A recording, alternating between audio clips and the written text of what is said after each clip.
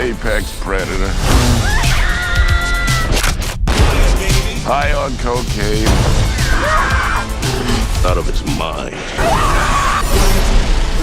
We just saw the movie Cocaine Bear. We went to AMC, and as an AMC A-list member, I was surprised that they were giving away free gummy bears. Cocaine Bear was a not horror, like a gore comedy, R-rated R comedy. Gore, yeah. It's about as you guys know, it's a true story about when a drug deal or drug trafficking situation went wrong, dropping pounds and pounds of cocaine off and like off of a plane, and it got into this national park, and a black bear got into it and just went nuts and hurt a lot of people.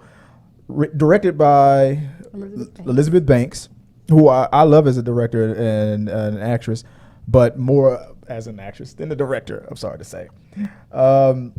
Starring O'Shea Jackson Jr., Alden Ehrenreich as Eddie, and Kerry Russell. Also, this was the last performance by Ray Liotta, so rest in peace, Ray Liotta, and Isaiah Whitlock was also in this movie.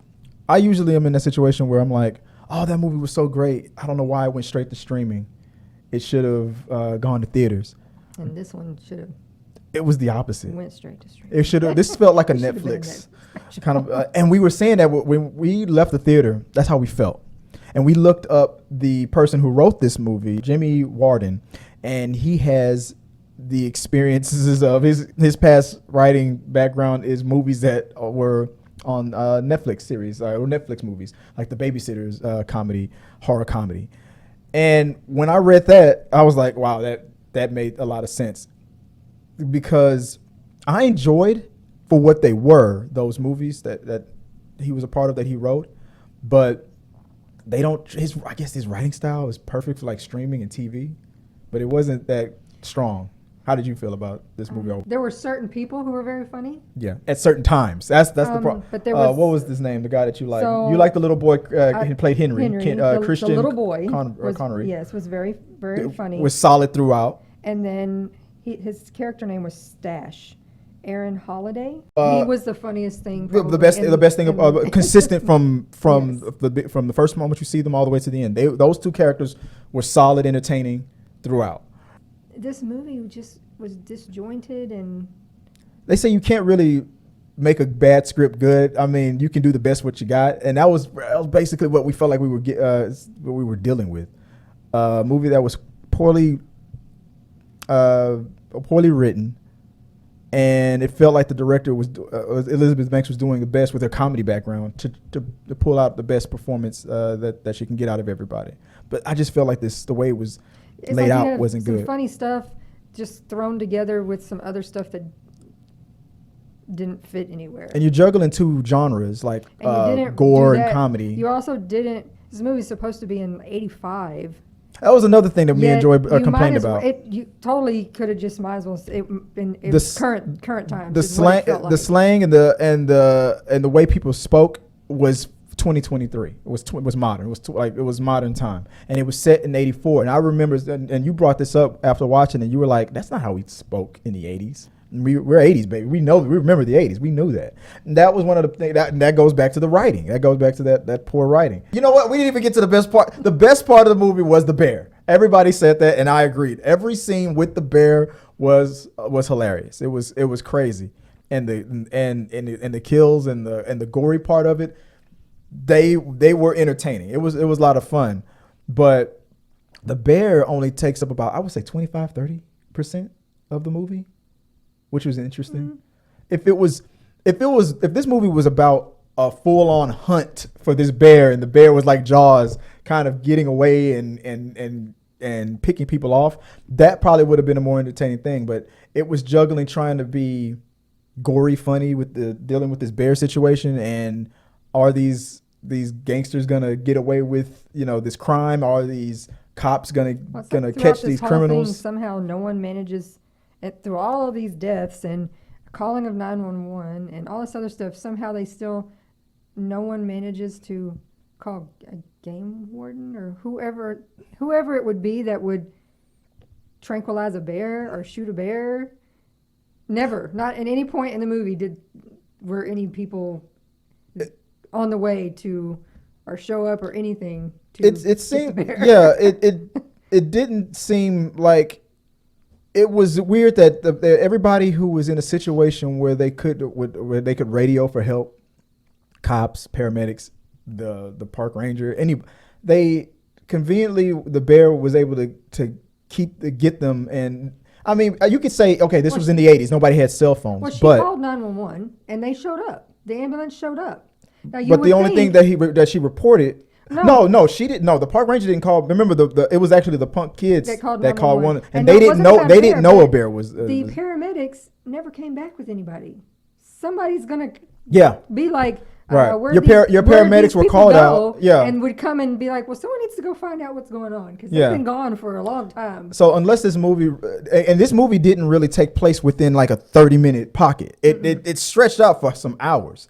So and that goes back to the poor writing. It's like really, is that what really happened? Did this bear really? And I'm thinking maybe I looked that up. It's just this is a very the bear didn't pick off that many people, right? The article says it was kept pretty much quiet. They basically found a dead bear next to a bunch of cocaine. And was like, what happened here? And then then they decided to draw out a very elaborate the bear, and we're like, bear overdose on some cocaine. Right. So they decided to make an elaborate like a what if kind of a situation. What would have happened in a day of a bear on cocaine? Yeah. Which we got a wild, crazy ride. Now the thing that I loved about this movie was the fact that it would transition from like a horror, like Jaws, Claws kind of a thing, to the bear almost being like a Popeye kind of a character, where the bear became the hero, and it needed, and the spinach. I feel like that. Like it was. I kind of saw that coming, but I still enjoyed it. And 2 cocaine cubs. Yeah, you had cocaine bear, cocaine cubs. I shouted that the second I saw those little bitty babies. I was like, cocaine cubs. Let's be honest, like not that many people are gonna really go watch this movie. We've already been watching we predicted. We were kind of generous. We were thinking that this movie was going to make somewhere between 30, I think as high as 60, I think was some of our predictions. Now we're like, no. After watching it, I'd be surprised if it breaks 25 million for the weekend, because But yet their reviews seem to be like they're impressed by those low numbers. Like they were really underselling it. Nothing. Yeah.